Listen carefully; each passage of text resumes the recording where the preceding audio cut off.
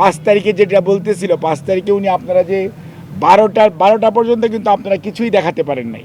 দুপুর 12টার পর থেকে আপনারা প্রথম লাইভ যখন দেখানো শুরু করেছেন, তখন কিন্তু উনি বিছনায় শুয়ে শুয়ে উনি এগুলো দেখতেছিলেন এবং বলতেছিলেন যে আল্লাহর কাছে শুকরিয়া আদায় করতেছিলেন। যখন উনি পালিয়ে যাচ্ছে, ওই যে ছবিটা যখন আপনারা দেখাইছেন, তখন উনি বলছে যে এই দিনটা দেখার খুব প্রয়োজন ছিল। তবে উনি আবার কতগুলো জিনিস অবজারভেশন ছিল, যখন কোনো জিনিসপত্রের কেউ কিছু জিনিসটা বা আমাদের লোকরা যেহেতু অনেক নির্যাতিত ছিল, তখন আবার উনি বলেছে তোমরা এগুলো না করো, যাতে কেউ কাউকে কোনো প্রতিহিংসা পরায়ণ না হয়। যেটা আপনি পরবর্তীতে একদিন পরে উনি যে ভিডিওটা দিয়েছিলেন, এই ভিডিওটা কিন্তু উনি নিজের থেকে বলেছেন এবং নিজে আগ্রহ প্রকাশ করেছেন যে আমি এটি বলতে চাই। কারণ উনি আমাদেরকে বলতেছে, তোমরা বললাম যে না, ভারপ্রাপ্ত চেয়ারম্যান মহোদয় বলেছেন, মহাসচিব বলেছেন।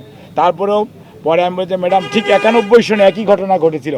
91 সনেও কিন্তু ম্যাডামের পরে ভিডিওতে বলতে হয়েছিল, আপনাদের যদি খেয়াল থেকে থাকে, এরশাদের পতনের পরে ঠিক একইভাবে তখন ম্যাডাম এই ভিডিওটা তখন আমরা হসপিটালে এটা রেকর্ড করে এটা শোনানো হয়েছিল, এই কারণেই যাতে নেতা কর্মী শুধু দেশের মানুষ যাতে কোনো অবস্থাতে আইন নিজের হাতে তুলে না দেয় এবং কোনো ধরনের প্রতিহিংসা পরায়ণতার মধ্যে আমরা যাতে না পড়ে আগের যে ঐতিহ্য সেটা আমরা ধারণ করতে চাই না।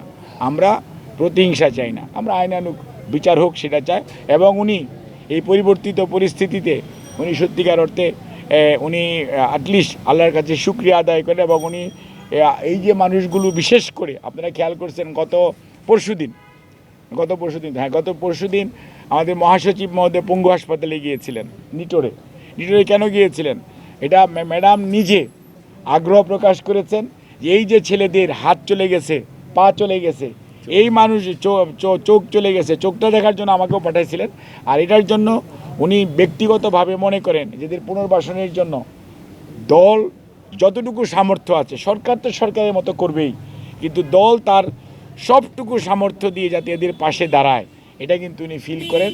এবং এর জন্য উনি মহাসচিবকে পাঠিয়েছিলেন, মির্জা ফখরুল ইসলাম আলমগীর সাহেবকে। দলের পক্ষ থেকে আমাদের ভারপ্রাপ্ত চেয়ারম্যান মহোদয় ওনাকে বলেছেন যে ইয়েস, আপনি চেয়ারম্যান এবং আমাদের পক্ষ থেকে যে সেই রুগীদের পাশে দাঁড়ানোর ব্যাপারে, এবং আমরা প্রত্যেকটা রুগীকে আশ্বস্ত করার চেষ্টা করেছি যে আপনাদের পুনর্বাসনের ব্যাপারে শুধু আপনারা নন, আপনাদের পাশে দেশের মানুষ আছে, বাংলাদেশ জাতীয়তাবাদী দল আছে। অ্যাকচুয়ালি ওনার শারীরিক জন্মনিকাল আজকে যদি বলি, আজকে এই মুহূর্তে হয়তো সম্ভব, কিন্তু দেখা যাচ্ছে যে আগামীকালকে বা পরশু দিনের মধ্যেই ওই কয়েক ঘন্টার পরেই ওনার যে প্রত্যেকটা, আপনাকে বুঝতে হবে যে হার্ট একটা ভাইটাল অর্গ্যান, লিভার একটা ভাইটাল অর্গ্যান, কিডনি একটা ভাইটাল অর্গ্যান, এই সমস্ত অর্গানগুলোর যে সমস্ত কাজ একটু যদি এদিক সেদিক হয়, তখনই দেখা যাচ্ছে যে আপনার বিভিন্ন ধরনের জটিলতা হয়।